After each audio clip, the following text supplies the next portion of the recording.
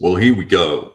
Live. It's been a while since I've done one, so I thought I'd drop in and say hi, but also share some content that I've been provided so that everyone can make some informed choices about the War Diary magazine, issue number 25. But before we get to that, I did want to do like a quick little update, just to sort of do a channel-wide thing and make one or two announcements. First announcement would be that 3 o'clock today Central. Please check in and at Mo's game table, where we'll be auctioning off 2 copies of ILAO 1807 from Sound of Drums Games. So I think that will be fun for everybody. It'll be an auction to raise money for Mark Gregario's cancer treatments and payments and things like that. I think everybody knows what's happening with him there. So that's something that we're trying to do a little bit there. Uwe is giving back to the community, and we're auctioning off at least 1 copy of the high-end version of that game, and that comes in a wooden box and the whole thing. So it should be pretty fab. And it's an auction, so we're trying to raise money for a good cause. So bring your big wallet, not your small wallet. There'll be no deals or discounts. So there's that, number one. Number two, obviously a lot of people have heard the news about Dean Essig. He's in hospice currently, and that's being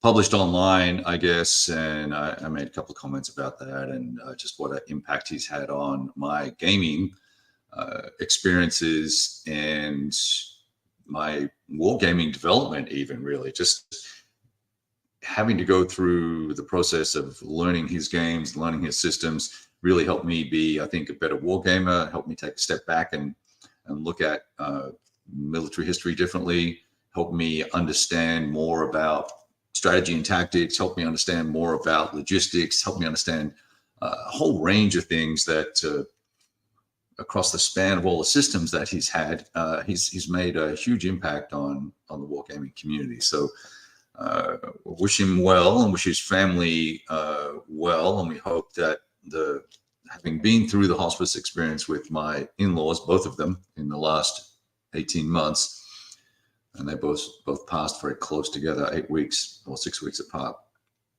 But we had one in-law in hospice for 18 months. So it can be a long, protracted experience and process, and it's very, very difficult, and it's very sad. There's no escaping here. But hey, Stuka, good to see you, my friend.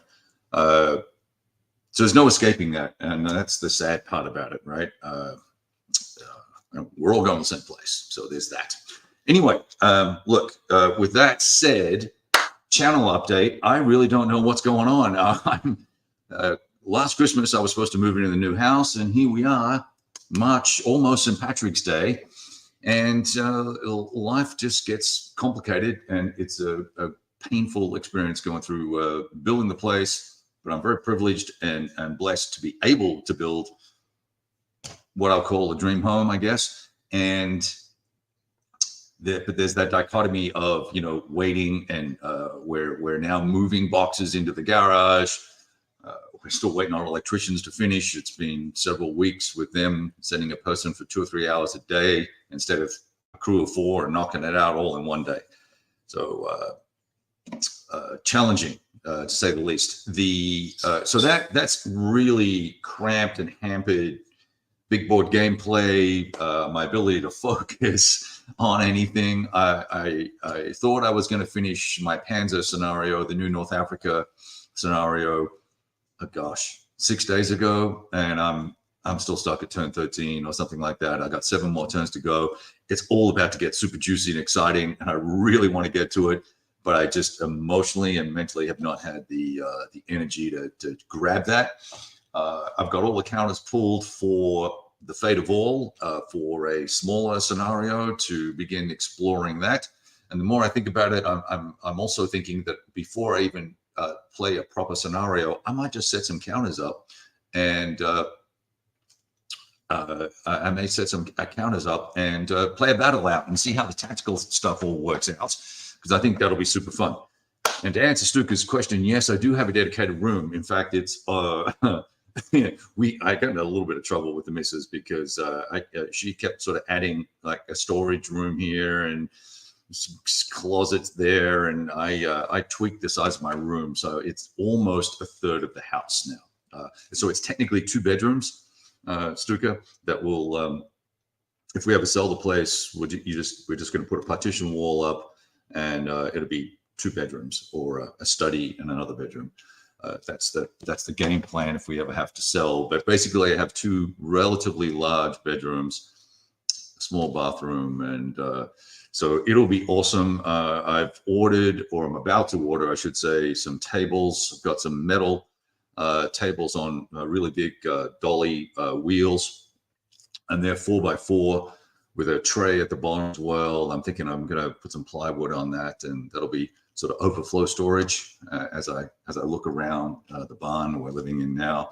The shelves are pretty full, so we're going to need a little extra room. So it's all in flux. I think the air conditioning gets installed next week. Fingers crossed. But yeah, thanks, Stooks. Yeah, we may. We're definitely having a housewarming party. Everyone's invited. You can get here. You can come. So anyway, they're the 2 main things been going on in terms of gaming. Is prepping up the Fate of All, looking at the Panzer situation, moving some boxes into the garage so that we can begin unpacking. We've got movers coming to help us move some substantial furniture bits and all my bookcases that need to go from here up to there. The other thing I've also been doing is working on a little bit of writing stuff. Hey, Terry, good to see you, man. I'm excited. What was I going to say? The other thing I've been working on is Twilight 2000 and War Stories, a World War II RPG. And that has been kind of fun. Very light gameplay, lots of narrative coming out of it. So I think that will be entertaining for myself. I am sharing that on my Substack accounts, which I guess I can try and find a link for that real quick. In fact, I'll just grab this most recent story and I'll post a link here. If anyone wants to check it out, you can. It's a hackneyed effort at writing, but it is what it is. What are you going to do? I'm a frustrated writer, and I'd love to be able to get my P's and Q's right, so I could write more better. Right. But anyway, so that's enough about me. Let's and the channel, and that's pretty much what's going on. I've got some new games and magazines in, and the first one I want to look at is the War Diary, issue number 25, which you can see up here on the screen. Hopefully. It has a lovely cover, Napoleon and his generals in the background there, or marshals more likely in the background there, and it sort of sets the mood. A nice intro here, so we'll jump straight into the articles though. Napoleon and Waterloo, Paul Colban, who is a wonderful writer. He is very clever writer, I will say that. He has a nice style about him that Roy has been lucky to grab him. But let me zoom out a little bit. The Trial of Error, Napoleon and Waterloo, clever title, really has a look at the decision-making that went on for Napoleon at Waterloo, the inefficiencies or ineffectiveness of his generals at certain points in time. So, for instance, Ney, although I think in this article, I think Paul sells Ney a little short.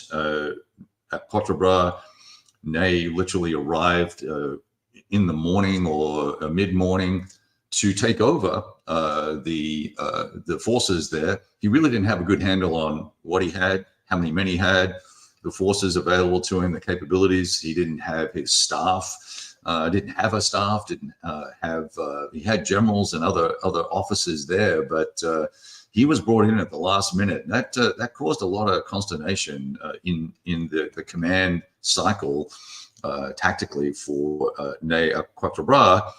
He was very cautious because he fought Wellington several times in Spain, obviously enough. And so I think Ney gets a little bit of short shrift in this article. I'm not an apologist for Ney by any means, but it is what it is. Just a little bit of history there. So look, this article goes into some quite lovely detail and giving a really good overview of the battle, helping us understand why the feint to the left flank became a little bit of a quagmire, and then the real battle was to be on the right flank. But we had those nifty Prussians turn up, right? So some nice diagrams in here as well. So as you can see, this is we're deep into multiple thousands of words here on this topic, and it's fresh content too. It's not rehashed. It's not some naughty cut and paste from a book. It's really nicely done here. So really enjoyed reading this article and the conclusions therein. So I'd encourage you, if you do pick up the magazine, this is one of the first articles you should be reading. Extensive notes at the end, which to me, I would rather see these on, since this is a digital magazine in the main. I'd rather see these sort of on the website somewhere with the edition, and just have the end notes there and save the page here and the paper.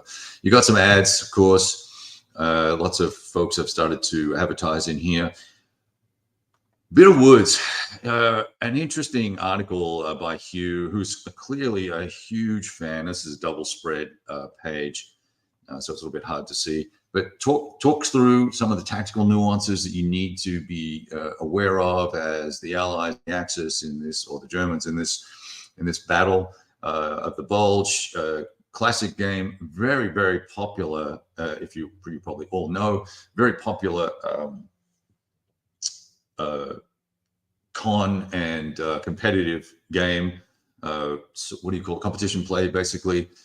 I've found that there are certain things in my limited exposure to this game. There are certain things, and very specific things, that you need to do as the Germans for your opening move. Otherwise, it doesn't really matter what anybody else does. You ain't going anywhere. So this article tends to deals with some of that, but then also digs into more of the nuance on how to best place artillery and get these overlapping fields of fire and support final defensive fire supports and stuff like that. It's very nice. So once again, another very extensive article, and another wonderful reading as well. I enjoyed that. It actually got me motivated to think about pulling Bitter Woods out again to have a goof around with it. Now, got to be full disclosure here. Sedan 1940. I have not read this entire article. John does a great job here covering the prelude to the battle and the battle itself, and uses some great analysis here to talk through this particular game and how it all works. So I think that it represents a very tricky situation quite well, and this game seems to do the job for him. He seemed very positive about it. So, all right, now this game for this company here, I want to make a brief note. Fortress Games. A couple of my buddies have played some of these titles, 8th Air Force, 20th Air Force, and thoroughly enjoyed them. I believe these are all solitaire games. Let's see. I should have checked before I started talking about them, but I believe they are.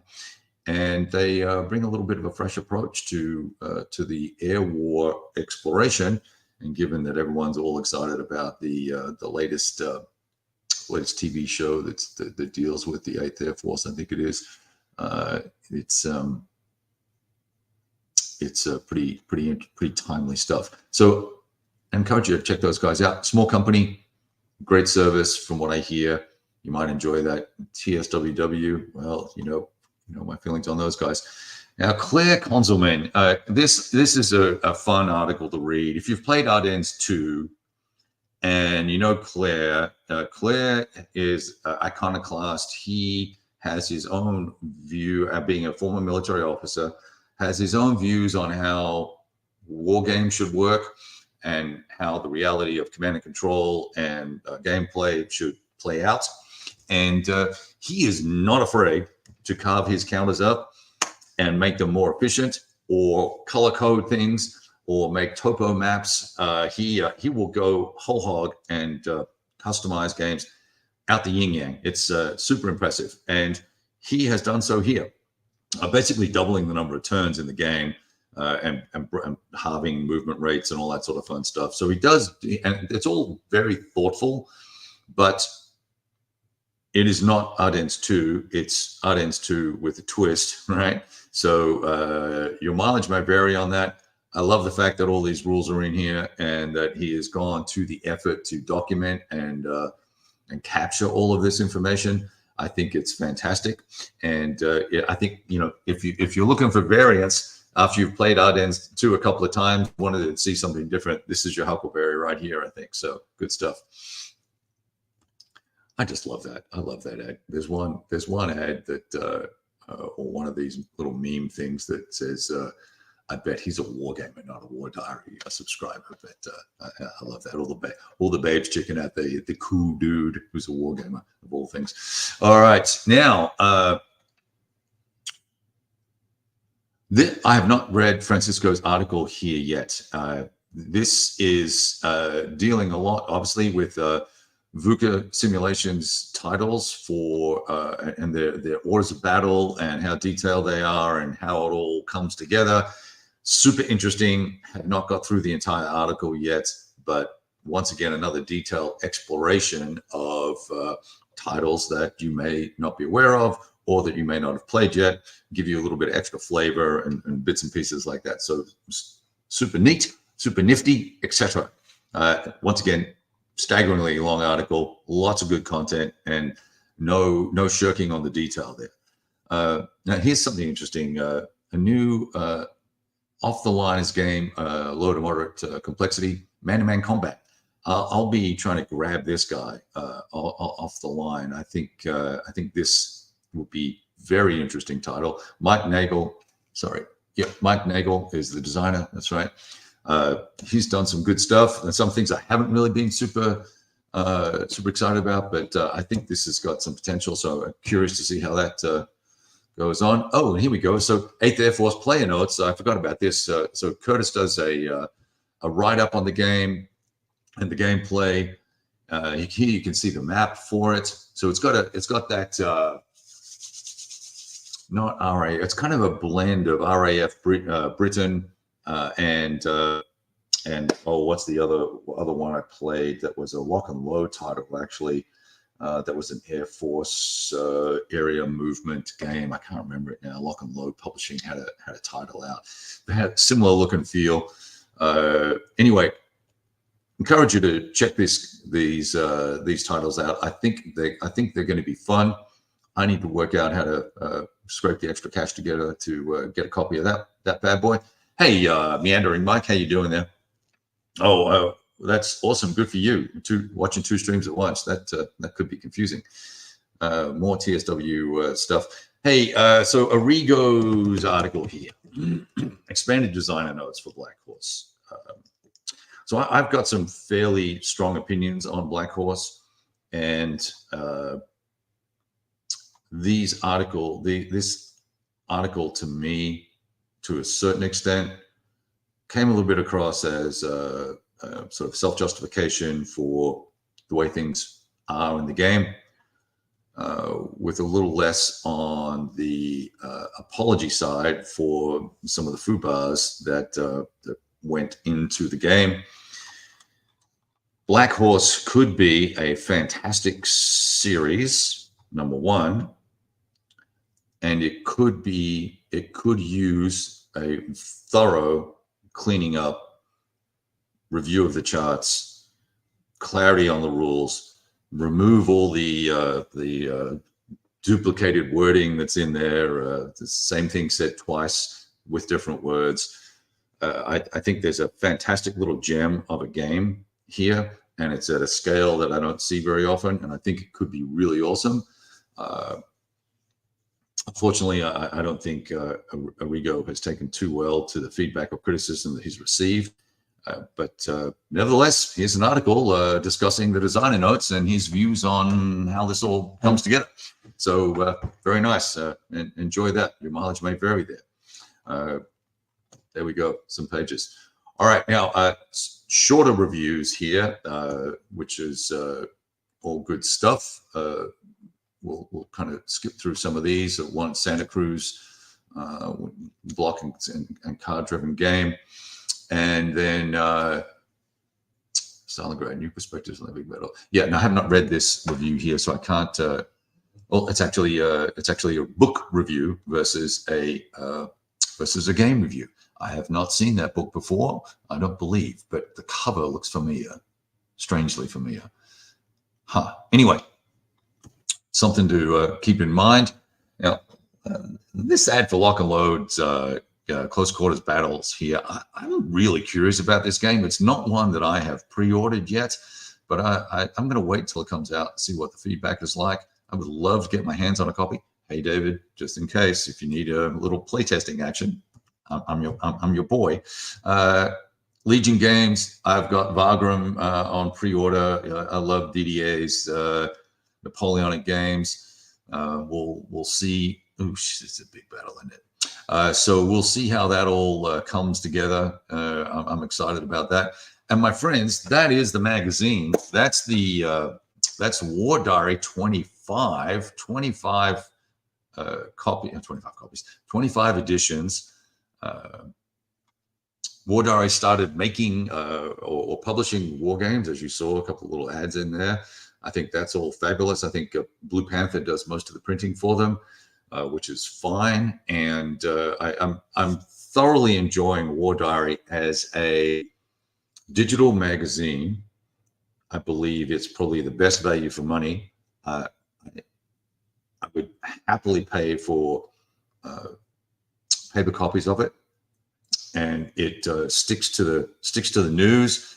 Deep articles, great writers, well documented. It's to me, it's kind of like Battles magazine, but light, right? So Battles magazine went a little over the top with the graphical imagery and whatnot, and also had some fairly divisive commentary coming out of the